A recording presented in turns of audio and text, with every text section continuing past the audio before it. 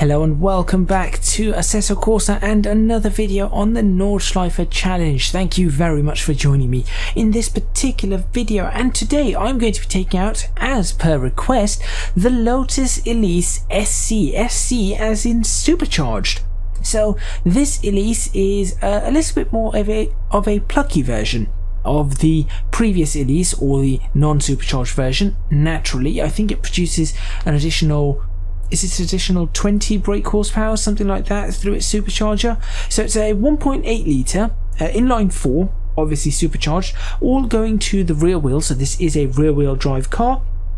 Produces about 220, I think the actual figure is 218 point something bhp, and 153 foot-pounds of torque, which I think adds up to around 211 or 212 newton meters, if those are the figures that you would like. Top speed of 143 miles per hour.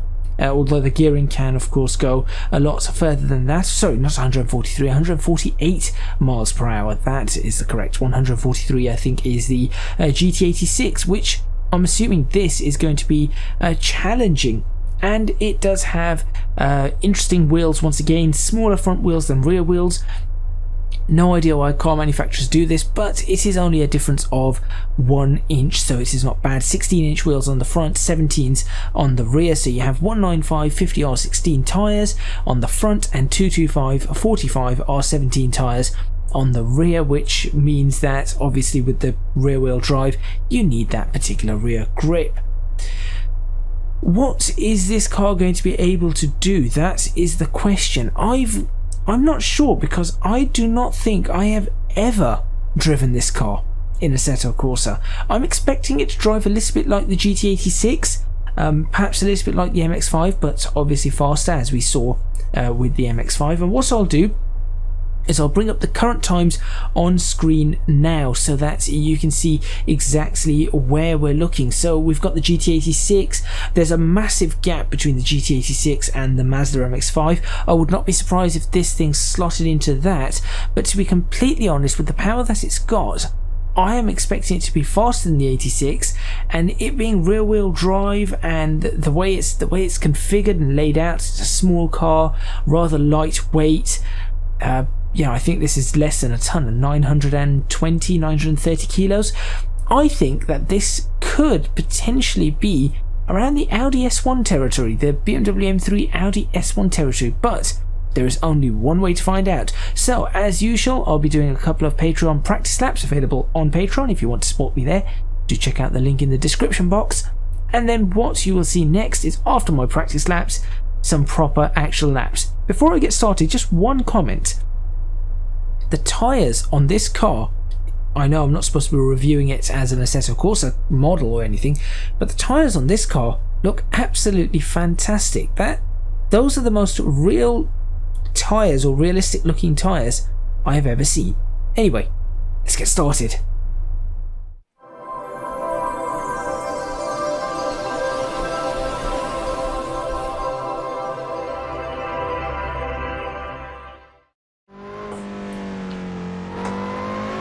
Okay, here we go. Now, the estimated time, of course, is not the actual time.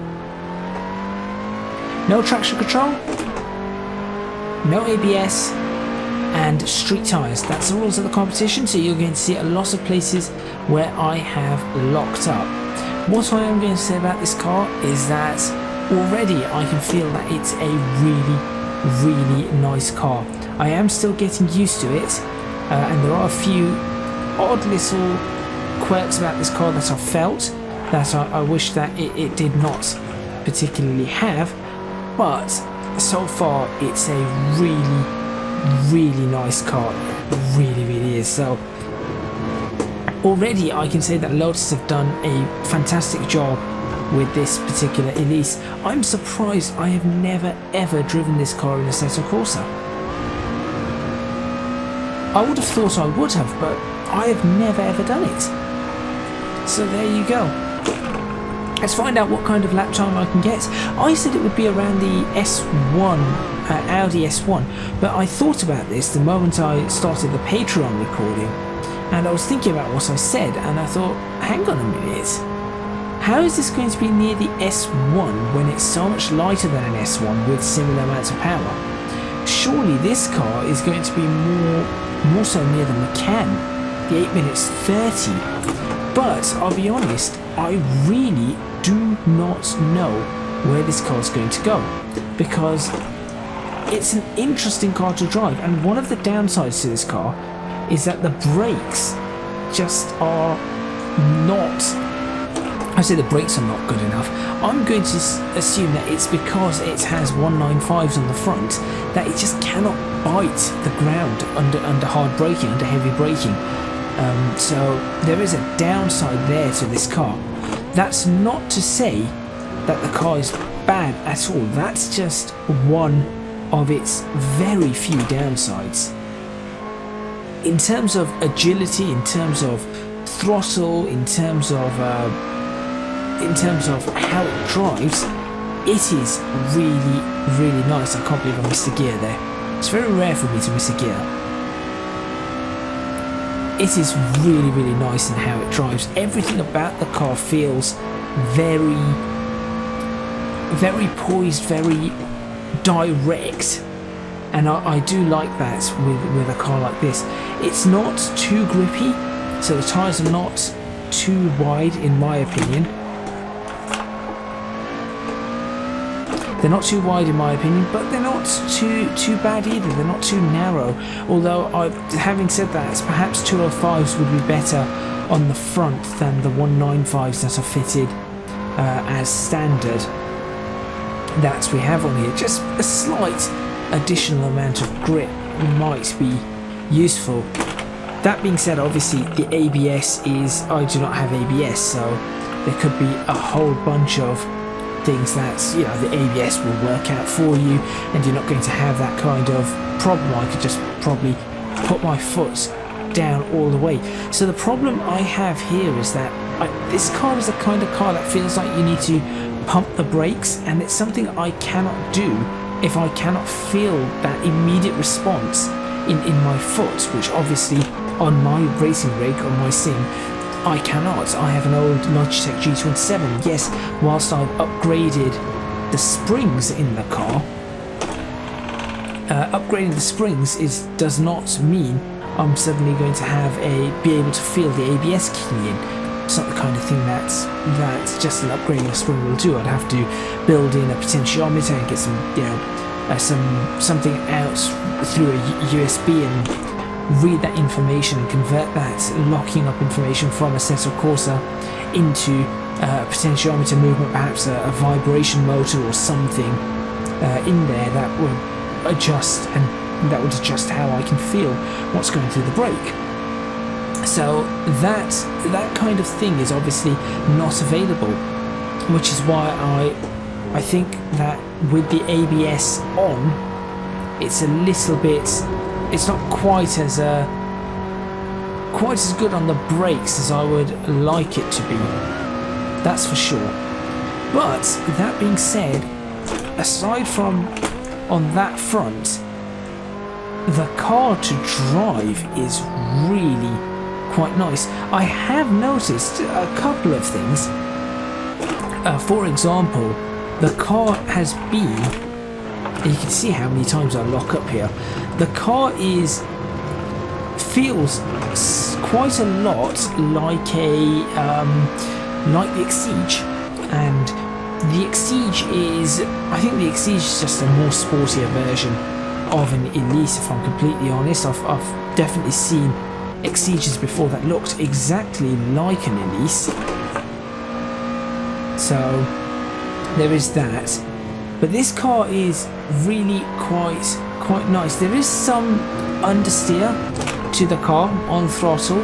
You do feel that, whether it's mid throttle or full throttle, it does tend to have a little bit of understeer. Nothing too major. You can notice it at some points. For example, there you noticed it, and then there is a little bit of understeer here and there, as you probably noticed coming up the hill just there as well. So you do have a little bit to work at, not quite as well balanced as the Exige, but certainly it feels more sprightly than the GT86, and I think with good reason. Obviously it's lighter than the GT86, it's mid-engine, so the balance is better than the GT86 just inherently, and it has the power. So it has the 220 brake horsepower which the GT86 lacks, which I always said the GT86 needs, which they're going to put into it. So that is where I think this thing beats the 86 or the BRZ, whichever one you prefer. Where it does not beat the GT86, I think this car's a bit too small to be too practical in the real world. I think the GT86 has uses. Why did I slow down that early for that particular corner? I'm not too sure. I just lost most of a second through that. Why did I do that? I mean, I was still on. I think that my second Patreon lap was actually an incredibly fast lap. This is where we have to be wary of understeer. There we go. Just try to aim it in towards the apex and just pull it around with the throttle as that pushes out towards the edge of the corner. But the problem is if you... I've found with this car that if you put your foot down and you're pushing the car and then you realise and you lift off, it's not going to fix that understeer, unfortunately. 138 miles per hour. It's not bad. Not bad at all. So as I said, top speed of 148, so at 138, 140, there you go, you're really maxing the car out, which is good. This is the first time I'm actually slowing down from high speed. I feel like I can slow down a lot later than I did. This is a good lap. 8:33.36. Right. Let's go for an 8 minutes 30. I think this is capable of an 8:30. Now, it's probably not capable of an 8:30, having said that, not with just the little bit of practice that I've done. Again, this is one of those cars that you have to practice a little bit on. If you do not practice on the car, you're not going to be able to extract the most out of it. There's that understeer that I was talking about. And you really want to extract the most out of this car. It's a nice feeling. Another criticism though, aside from the brakes, I'm not sure really what to make of the supercharged engine. It's got good power, it delivers the power nicely, but it's a bit dull overall. It just doesn't feel quite as... I think naturally aspirated obviously is the most alive of the engines. So, that understeer there. Yeah, naturally aspirated is the most alive engine that you can get. Turbocharged engine is probably the most unpredictable engines you can get, because of obviously any lag that you have or anything like that, or where the boost comes in generally. So that was a massive lockup, wasn't it?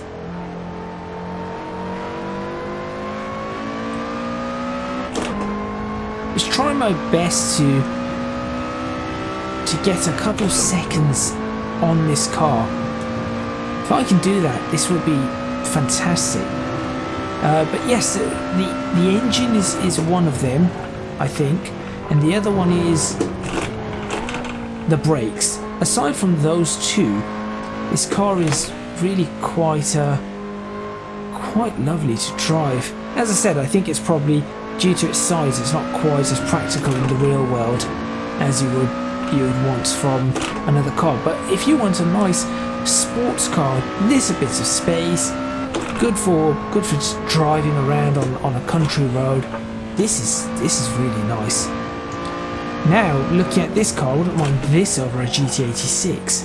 I never really considered a Lotus, a small Lotus like this, as a car I would like to own. If I'm completely honest, I've always preferred.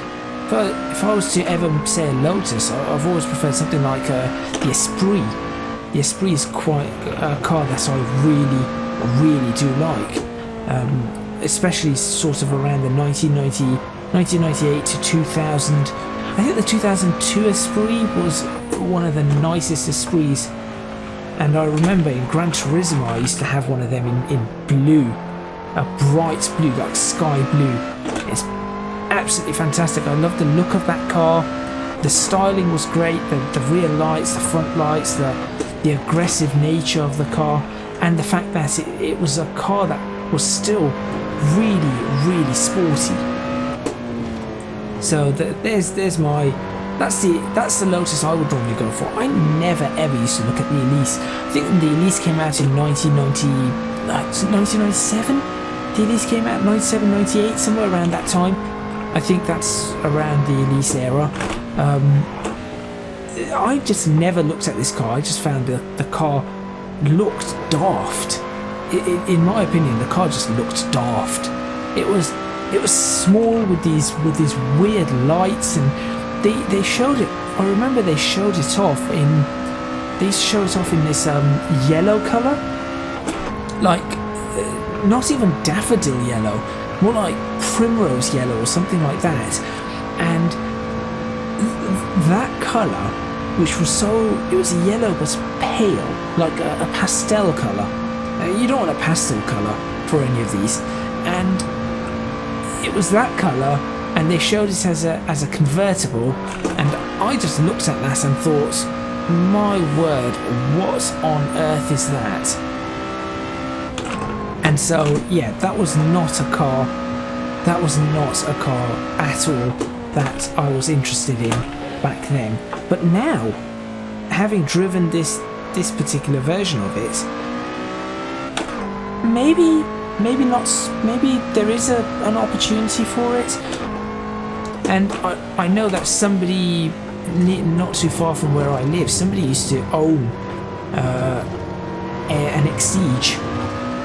It was a bright orange Exige they used to own, because at that point Lotus, and I think it was around this era, 2000, and I think it was a 2009 plate. So they used to own this Exige, and that car was a car that looked really nice, but I still used to think the car looked a little bit tiny. I used to just look at the car and think, my word, you could just pack that car up, put it in the boot of a standard saloon car, and just be done with it. So there was that. I was never too fond of these small cars, but now, having said that, having driven one, the formula for this car is really good. It is really good. It's just a shame the driver's not quite as on board with it. Come on, do not do what I did with the GT86 and lose an entire second in this area. Because that was appalling what I did with the GT86. I lost a second and a half. I do not want to do the same here. In fact, now I'm gaining time. How did I do that? Okay, so because this car likes to be revved out quite a bit, it seems like holding it in the upper ranges is actually quite useful. Interesting. Very interesting.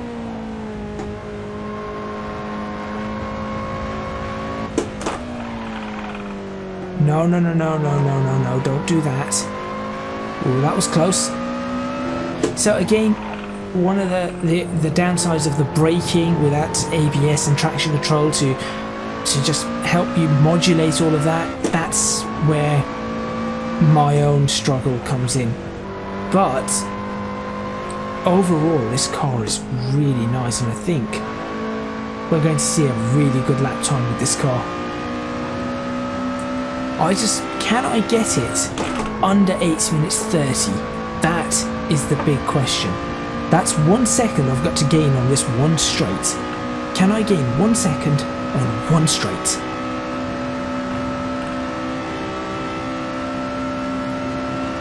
I'm not too sure about that. I'm on a whole 5th here though. That seems like a good idea to me. It is a good idea.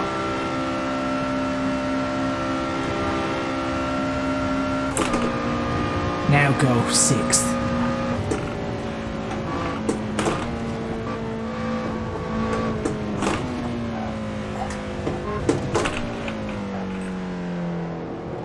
What did I gain?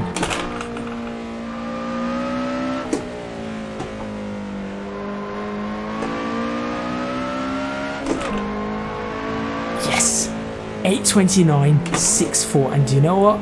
I'm going to take that. I had a feeling that there was a possibility I could have gained that. So, that pops it ahead of the Macan, but behind the Nissan Skyline. So that will now be up on your screen right there. I have to admit, this has probably been one of the nimblest and most agile cars I have ever driven. It's really, really good. Again, I'm not 100% sold on that supercharger. I suppose you've got to get used to it, and I'm not used to driving supercharged cars. Maybe that's the reason. I'm just not used to driving supercharged vehicles. And the brakes, obviously, with the front tyres being narrower than perhaps ideal for braking purposes anyway. For turning purposes, they're absolutely fine. But for braking purposes, perhaps they need a little bit more width to them, or they need to adjust the brake balance a bit so that the rear of the car, they do use those 225s a bit more than they're using the 195s at the front. That's another distinct possibility that they could be looking at. Understeer on this car is easy to dial out once you know it's there, and once you know how to handle it. It's quite easy to dial out. In fact, it can be quite useful once you know how to use it, because of the mid-engine nature of the car. It's actually quite useful to be able to do something and use something like that. So yeah, it's nice. The car itself is, as I said, not a kind of car that I would generally think of buying or driving or anything like that, but I have to say it surprised me. It's very, very good. It's better than now this is where I've got to try and place it on a chart. I would like to place this. Where would I like to place this actually? It's not the best car I've driven, that's for sure. This isn't the best car. But it's I want to put it somewhere around the skyline for... Is it Skyline or... No, not the Skyline, sorry. Somewhere around the M3. It has to go somewhere around the M3. I just do not 100% sure where.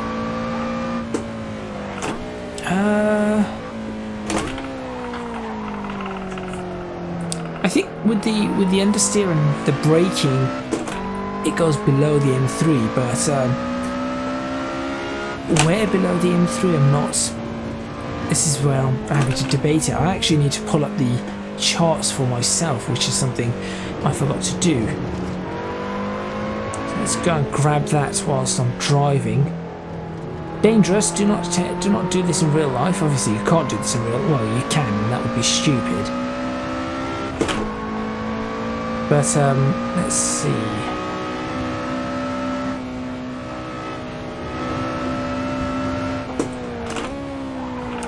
Still surprisingly gaining some time. not a lot of time whilst navigating through my computer. Here it is. So the Skyline's at the top, then you've got the M3, then you've got the Exige, then you've got the Miura. This isn't as good as the Exige. Is it better than the Miura? No, you know what? I know where to place this. I'm going to place this just behind the Miura. I think the Miura is just that little bit better, and that's that engine, the smoothness of the Miura's engine is what's will put the Miura ahead for me. So this one will go in 5th place ahead of the Yellowbird, that insane Yellowbird. As I spin the car, that's because I was too busy looking at something else. That just shows why you have to pay attention at all times. So there you go, it goes just behind the Miura in 5th place. So that is where I'm going to end it. Thank you very much for watching. Please remember to hit the like button if you like this video, subscribe to the channel for more videos on Assetto Corsa and more videos for the Nordschleife challenge. I actually have another Assetto Corsa series in mind that you might like, provided I have the time to make it. If you can do so, please do consider supporting me on Patreon at www.patreon.com/ECGadget. Your support will be massively appreciated. It would really help me out. And also, you can find me on social media at ECGadget LP for both Twitter and Instagram. That is all from me, and I will see you next time on the Nordschleife challenge, where I think I know what car I'm going to take next. It's going to be a quick one. But I want to see whereabouts it ends up, particularly on the driver ranking. I'll see you then.